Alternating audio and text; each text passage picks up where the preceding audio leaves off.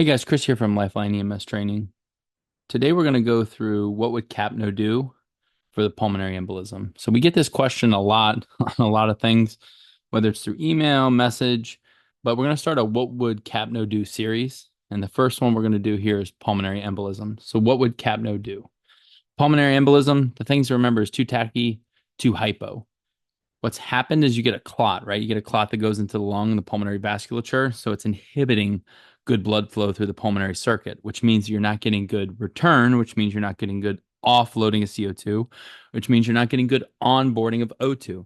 Now, remember, there's different sizes of pulmonary emboli. So PE, big ones, big problems.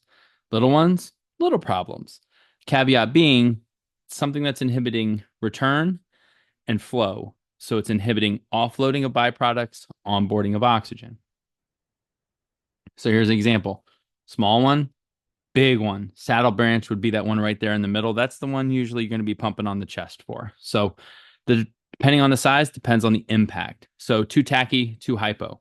So tachypnic, tachycardic. So they'll be breathing fast because their O2 level will be down and their perfusion will be down. So they can be breathing fast and their heart's going to be up trying to increase the RPMs to regulate that. Oxygen level will be low because the amount of oxygen onboarding is reduced from that clot blocking.